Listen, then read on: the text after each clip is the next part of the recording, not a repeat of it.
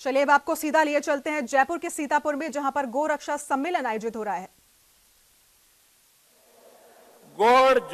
गोचर, जोहड़, पाइतण भूमियों का सीमांकन किया जाए। किसी भी स्थिति में सरकारी और औद्योगिक प्रयोजन के लिए गोचर, अरण्य, वन, पर्वत, आगोर आदि गौ भूमियों का आवंटन भूमि के बदले भूमि की योजना में नहीं किया जावे, बल्कि भूमि के बदले भूमि की योजना के तहत गोचर पर चलने वाली गौशालाओं को आवंटन किया जावे। प्रदेश में पिछले 20 साल में किसी भी गौशाला को गोचर भूमि का आवंटन नहीं हुआ है। नियमों में प्रावधान है, राजस्व विभाग का आदेश है, उसकी कॉपियां मैं अभी आपको पेश कर रहा हूं। वेदरक्षणा गौवंश की तस्करी रोकने के लिए हत्या के उद्देश्य से गौवंश को निराश्रित छोड़ने वाले, बेचने वाले, खरीदने वाले, परिवहन करने वाले, प्रत्यक्ष हत्या करने वाले को नियंत्रित करने हेतु कठोर कानून बनाया जाए। गौशालाओं में गौसेवार्थ कार्यरत मजदूरों को तथा श्रमिक गौपालक किसानों को नरेगा के तहत मजदूरी दिलवाने के लिए नरेगा अधिनियम में प्रावधान करवाया जावे। गौशाला संचालन कोई लाभ का व्यवसाय नहीं है, समाज की सेवा का काम जो कोई नहीं करना चाहता है वो ये गौभक्त कर रहे हैं। ये सार्वजनिक काम है, कोई स्वार्थ का काम नहीं है, कोई निजी काम नहीं है। इसमें काम करने वाले ग्वालों को नरेगा में मजदूरी देने में क्या आपत्ति है, समझ से परे हो रहा है। बार बार हम मांग कर रहे हैं, आपका सामुदायिक भवन बनता है, सड़क बनती है, नाली बनती है, तालाब खुदता है, तो गौशाला में ग्वाले को क्यों नहीं मिलता है? विचारणीय बिंदु है। मैं मंच से निवेदन करना चाहूंगा, इस पर विचार करें। जैविक खाद बनाने के लिए गाय के गोबर, गौमूत्र का उपयोग ज्यादा से ज्यादा हो, इसके लिए सरकार गौपालक से सीधे गोबर, गौमूत्र क्रय करने की योजना बनावे। अगर गौशालाओं से गौमूत्र खाद जो जैविक तैयार होता है, आपके ISI मार्क का बने, उस पर पूरा जांच हो, गौमूत्र का अर्थ बने, डॉक्टर जो आयुर्वेद के डॉक्टर है उनको ट्रीटमेंट लिखने के लिए अधिकृत किया जाए। ये एंटीऑक्सीडेंट है, इम्यूनिटी पावर बढ़ाता है, तो गौशालाएं भी आत्मनिर्भर होने में एक कदम आगे बढ़ाएगी। सरकार इस पर भी विचार करे तो गौशालाओं को आत्मनिर्भर होने में सहयोग मिलेगा। भारतीय वेद लक्षणा गौवंश के संरक्षण और संवर्धन के लिए व्यापक अभियान की जरूरत है। इस दिशा में कार्य करने के लिए सर्वप्रथम नर गौवंश का 1 वर्ष के अंदर ही बंध्याकरण। नर गौवंश सड़क पे घूम रहा है, इसके बंध्याकरण के लिए मैं वेटरनरी विभाग के सभी अधिकारियों और साथियों से निवेदन करना चाहूंगा, माननीय मंत्री महोदय का ध्यान आकर्षित करना चाहूंगा। नर गौवंश का उपयोग कृषि में नहीं होने से आज बद से बदतर हालत हो रही है। 1 वर्ष का बछड़ा होते ही उसका अगर बंध्याकरण हो जाए काश्तकार के घर में ही, आसानी से कंट्रोल में आ सकता है और जो नस्ल बिगड़ रही है वो बंद हो जाएगी। इस पर कार्य योजना बनाने की आवश्यकता है। राष्ट्रीय आयुर्वेद विश्वविद्यालय एवं राज्य पशुपालन विश्वविद्यालय बीकानेर के बीच स्वस्थ वेद लक्षणा गौवत्स और गौवत्सा के प्राप्त गौमूत्र के विपणन एवं उपयोग के लिए MOU हो चुका है। गौमूत्र को वैज्ञानिकों ने एंटीऑक्सीडेंट माना है, मानव उपयोग के लिए लाभकारी है। अतः चिकित्सा विभाग और आयुर्वेद विभाग के चिकित्सकों को रोग निदान के लिए लिखने हेतु अधिकृत किया जावे। गौशालाओं में नलकूप लगे हुए हैं, कुएं हैं, उन पर बिजली लगी हुई है। गाय सार्वजनिक संपत्ति है।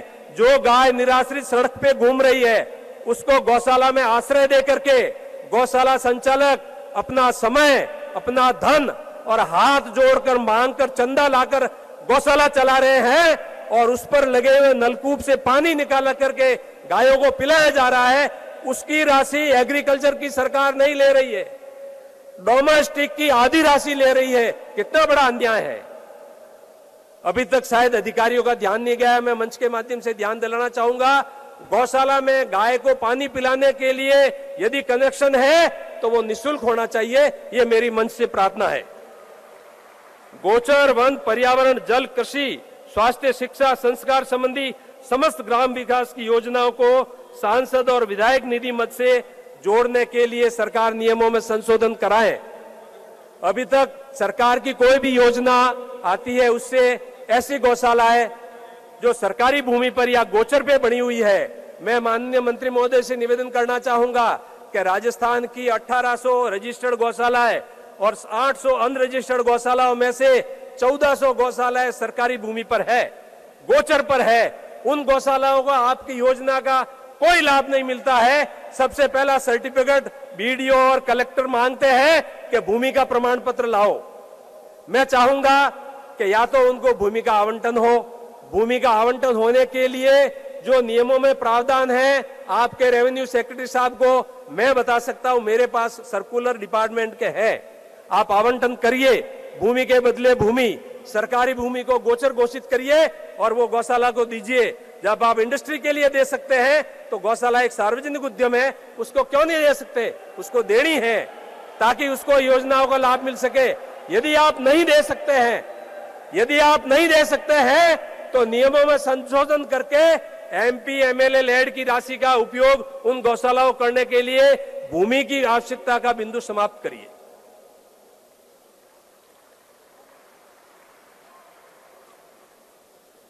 गौ संरक्षण एवं संवर्धन निधि नियम 2016 में जो प्रावधान है, बनने के तत्काल बाद से हम आपसे लगातार निवेदन कर रहे हैं कि 200 गौवंश और 2 साल की बाध्यता वाले नियम को समाप्त किया जाए।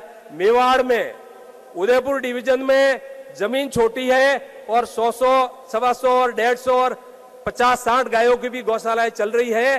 पिछले 3 साल में उदयपुर डिवीजन की किसी भी गौशाला को सहायता नहीं मिल पाई है। मैं आपका ध्यान आकर्षित करना चाहूंगा कि जब गौशाला सार्वजनिक काम है तो क्या 200 गौवंश की बाध्यता और क्या 2 साल की बाध्यता, कितना पैसा। और इस वक्त की बड़ी खबर आ रही है राजधानी जयपुर से। राजधानी में मौसम का बिगड़ा मिजाज, बूंदाबांदी का दौर जारी। प्रदेश के कई इलाकों में हो रही है बारिश। 10 डिग्री दर्ज किया गया है तापमान। इस वक्त की बड़ी खबर है जयपुर से। कुछ इलाकों में ओले गिरने के भी संकेत मिले हैं। आपको बता दें, राजधानी जयपुर में मौसम का मिजाज बिगड़ चुका है। बूंदाबांदी का लगातार दौर जारी है। प्रदेश के कई इलाकों में बारिश भी हो रही है और साथ ही 10 डिग्री तापमान दर्ज किया गया है अभी तक।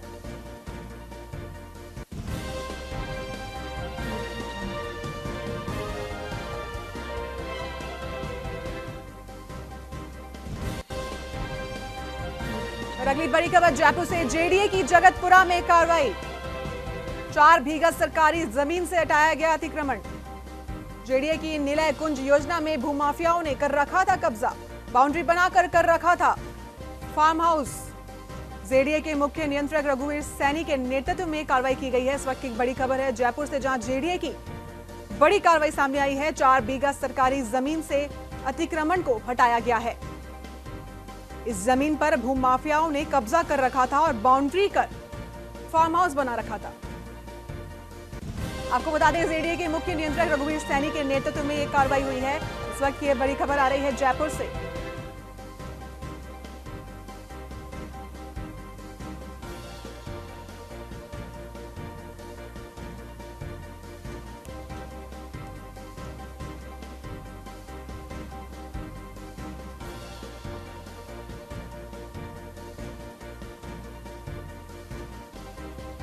और इसी खबर पर और जानकारी के लिए हमारे साथ जुड़े हैं संवाददाता नमो नारायण जी। नमो नारायण, जेडीए की तरफ से इतनी बड़ी कार्रवाई की गई है जगतपुरा में। जो भूमाफिया थे उनकी तरफ से इस जमीन पर कब्जा करके फार्म हाउस बना लिया गया था। अर्पिता, जगतपुरा में गोनेर रोड पर जेडीए की एक योजना सर्जित की थी जेडीए ने, जिसका नाम निलय कुंज है। उस निलय कुंज योजना में, आवासीय योजनाओं में कुछ भूमाफिया किस्म के लोग थे जिन्होंने करीब 4 बीघा जमीन पर बाउंड्री वाल बना के फार्म हाउस बना लिया था। पिछले कई दिनों से इसको अवैध जो कब्जा किया गया था, इसको लेके कई दिनों से जेडीए के अधिकारियों को शिकायत मिल रही थी। आज जेडीए के मुख्य नियंत्रक प्रवर्तन रघुवीर सैनी के नेतृत्व में पूरा दलबल मौके पर पहुंचा और पूरे जो निर्माण किया गया था उस अवैध निर्माण को ध्वस्त करके 4 बीघा जो जेडीए की जमीन थी उस पर कब्जा ले लिया है। अर्पिता जी बिल्कुल नमो, तो जो भूमाफिया हैं उन पर क्या कुछ कार्रवाई की जाएगी प्रशासन की तरफ से और जेडीए की तरफ से, ताकि वो अगला कदम ना उठा सके ऐसा? अर्पिता, फिलहाल जेडीए की जो टीम है उसने कार्रवाई करके उस जो अवैध निर्माण था उसको ध्वस्त करके पूरी जमीन पर कब्जा ले लिया है और संभवतः इस मामले में जो जेडीए के प्रवर्तन शाखा है उसकी तरफ से संबंधित थाने में भूमाफिया खिलाफ मुकदमा भी दर्ज करवाया जा सकता है। लेकिन फिलहाल जेडीए जब वहां कार्रवाई करने के लिए पहुंचा तो भूमाफिया या उससे संबंधित कोई भी लोग मौके पर नहीं मिला, जेडीए ने अवैध निर्माण को ध्वस्त करके जेडीए की संपत्ति के वहां पर बोर्ड लगा दिए हैं और पूरी संपत्ति को अपने कब्जे में ले लिया है। जी नमो, तमाम जानकारी के लिए आपका शुक्रिया। तो आपको बता दें, इस वक्त की बड़ी खबर है जयपुर से, जहां जेडीए की बड़ी कार्रवाई सामने आई है जगतपुरा में। जैसा कि हमारे संवाददाता नमो नारायण ने बताया है कि जेडीए के द्वारा कार्रवाई की गई है और अतिक्रमण को ध्वस्त कर दिया गया है।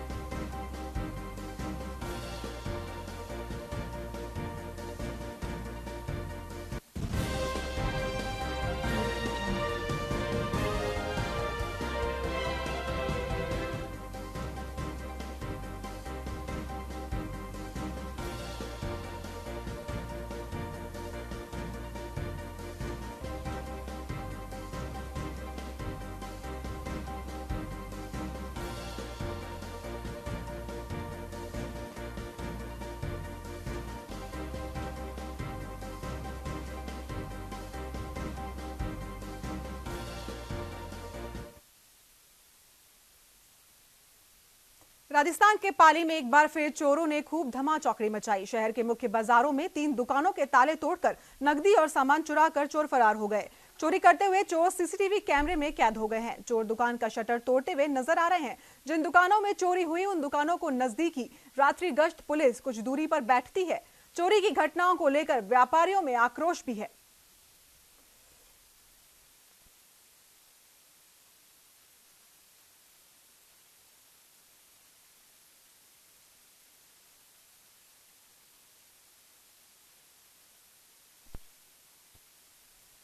राजस्थान के झालावाड़ में पायलट अभिनंदन के पाकिस्तान से आने के बाद लोगों में खुशी का माहौल देखा गया। युवाओं ने जमकर डीजे की धुन पर हिंदुस्तान जिंदाबाद के नारे लगाते हुए खुशी जाहिर की है। झालावाड़ बस स्टैंड के बाहर लोगों ने जश्न भी मनाया।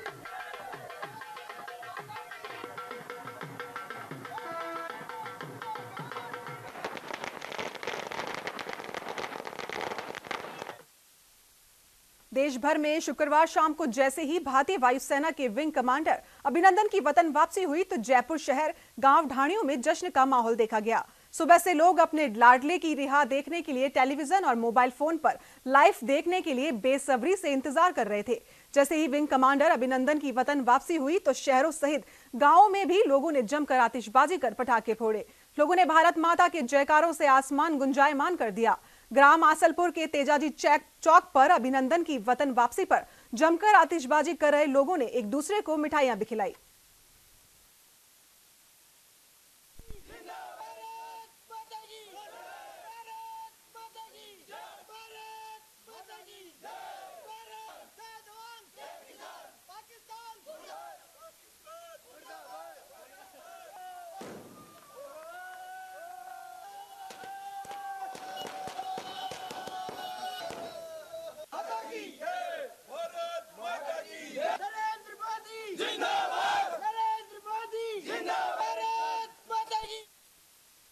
राजधानी जयपुर में चिकित्सा मंत्री रघु शर्मा ने कावंटी हॉस्पिटल में नई सुविधाओं का लोकार्पण किया। मंत्री ने नवनिर्मित operation theatre, online OPD registration application, विद्युत सप्लाई के लिए जनरेटर और लेबर रूम का लोकार्पण किया है। इस दौरान परिवहन मंत्री प्रताप सिंह खाचरियावास भी मौजूद रहे।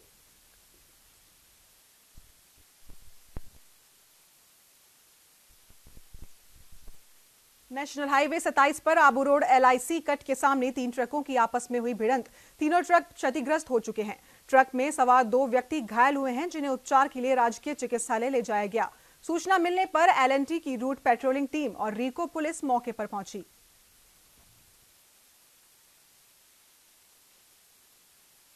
नहीं, जैसे आया तो मैं तो सीधा देके चला रहा था, एकदम से ऊपर आके ना गिरी है सामान, तब मेरे को मालूम हुआ कि एक्सीडेंट हुआ है। आपको कौन सी गाड़ी थी? इको गाड़ी है। इसमें कोई नुकसान हुआ है? इसमें पूरी साइड, ड्राइवर साइड पूरी खत्म हुई। अच्छा, ये जो एक्सीडेंट है इसमें कोई कैजुअलिटी है क्या? एक ड्राइवर को लगा है ज्यादा उसको। अच्छा। विंग कमांडर अभिनंदन के भारत लौटने पर जहां पूरे देश खुशी से झूम रहा है, वहीं केंद्रीय मंत्री CR चौधरी ने भी अभिनंदन के भारत लौटने पर मेड़ता सिटी अपने निवास स्थान पर लोगों का मुंह मीठा कराकर खुशी का इजहार किया।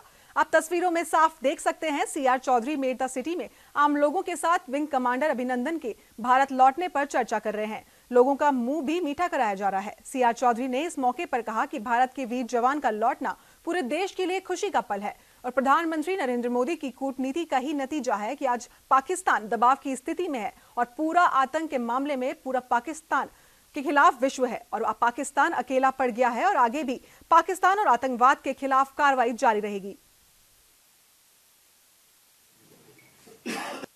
कि प्रधानमंत्री जी का जो पिछले 4.5 साल की जो कूटनीति है और अपने देश को जिस ढंग से इकोनॉमिक दृष्टिकोण से, सामरिक दृष्टिकोण से और देश में जो स्वच्छता और देश में जो स्ट्रिक्ट डिसिप्लिन लाए हैं, उसके कारण आज दुनिया भारत की अपनी अलग पहचान हुई है और उसी का नतीजा है कि अभिनंदन को अतिशीघ्र किया गया पाकिस्तान के द्वारा।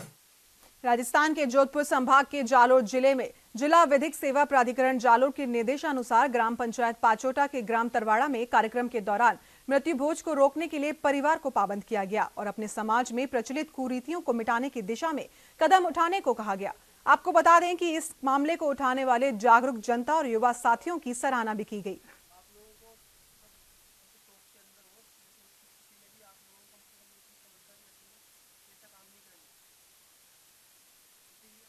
पुष्कर में शुक्रवार की रात 2 बाइक सवार बदमाशों ने एक राह चलती विदेशी युवती का बैग छीनकर भागने की कोशिश की। इस बीच वह सड़क पर गिरकर घायल हो गई। आपको बता दें कि बदमाश उसे करीब 15 फीट दूर तक घसीट कर ले गए और लेकिन युवती ने बैग नहीं छोड़ा। इसके चलते बदमाश अपने मंसूबों में कामयाब नहीं हो पाए और मौके से बाइक पर भाग छूटे।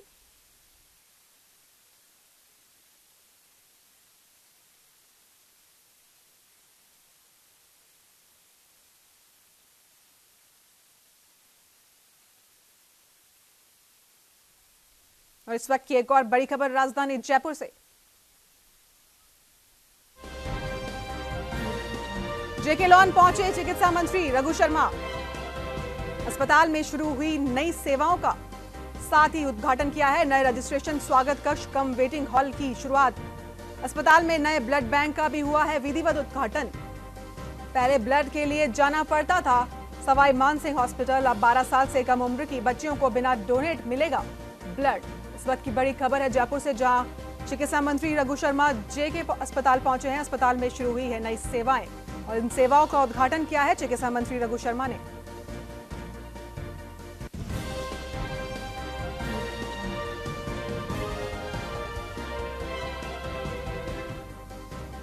और इसी खबर पर और जानकारी के लिए हमारे साथ जुड़ी हमारे सहयोगी मोनिका शर्मा। जी मोनिका, चिकित्सा मंत्री रघु शर्मा जेके लॉन अस्पताल पहुंचे, किन किन सेवाओं का उन्होंने उद्घाटन किया वहां पर? जी अर्पिता, मैं बता दूं यहाँ पर जो बच्चों को, जो छोटे बच्चों को लेकर महिलाएं और उनके परिजन आते थे, उनके लिए कोई वेटिंग रूम की ऐसी कोई व्यवस्था पहले नहीं थी, जिसके लिए अभी एक नया वेटिंग हॉल और उसी स्टेशन की व्यवस्था की गई है। एक हॉल बनाया गया है जिसका उद्घाटन आज मंत्री जी करना है। इसी के साथ में एक ब्लड बैंक की भी स्थापना यहाँ हुई है, क्योंकि पहले जो बच्चों को ब्लड की आवश्यकता पड़ती थी तो उस एसएमएस अस्पताल परिजनों को जो अब नहीं होगा, अब यहीं पर उनके लिए उपलब्ध हो। जी बिल्कुल, तो 12 साल से कम उम्र के बच्चों को भी बिना डोनेट ब्लड मिलेगा, इस पर क्या कुछ अपडेट है? बिल्कुल, जो अस्पताल अधीक्षक हैं डॉक्टर अशोक गुप्ता, उन्होंने बताया है कि उनकी एक लाडली ब्लड योजना है जिसके तहत ये सुविधा दी जाएगी कि 12 साल से जो बच्ची उम्र की बच्चे हैं उनके लिए बिना डोनेट किए हुए ब्लड उपलब्ध करवाया जाएगा।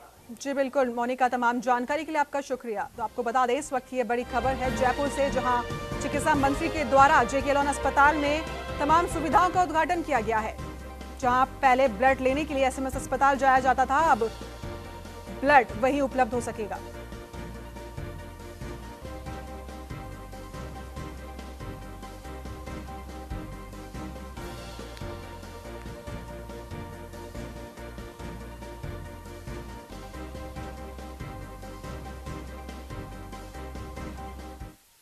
राजधानी जयपुर में स्वाइन फ्लू का कहर कम होता नजर आ रहा है। जी हां, आपको बता दें जिस कदर से स्वाइन फ्लू ने आम जनता की नाक में दम करके रखा था, अब वो डर खत्म होता जा रहा है। देखा जा रहा है कि पॉजिटिव आना भी अब लगभग कम हो गए हैं। कावंटी अस्पताल के अधीक्षक हर्षवर्धन का कहना है कि जिस तरह से आम जन इस बीमारी से सहमे हुए थे, अब ये बीमारी खत्म होने की तादाद में है और जो मरीज अब अस्पतालों की ओर आ रहे हैं वे मौसमी बीमारियों के, खांसी जुकाम आदि जैसी बीमारियों के लिए पहुंच रहे हैं। ऐसे में मरीजों के लिए अलग से ओपीडी की व्यवस्था अस्पताल द्वारा कर दी गई है।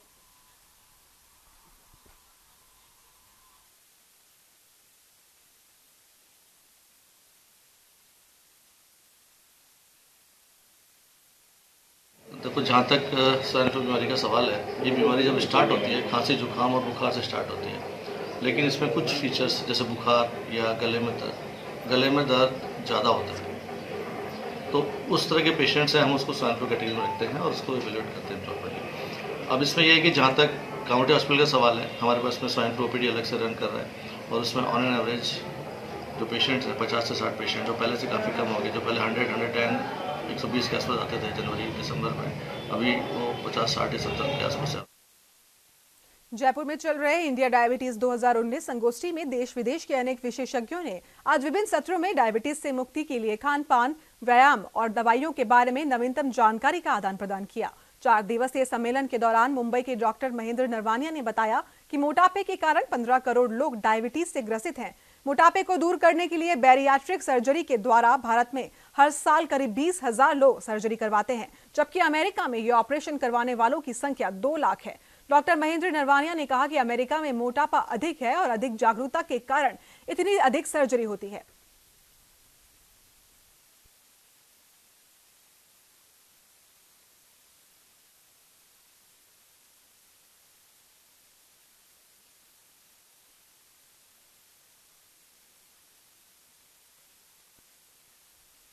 इस बुलेटिन में फिलहाल इतना ही। बाकी तमाम खबरों के लिए आप बने रहिए हमारे साथ। नमस्कार।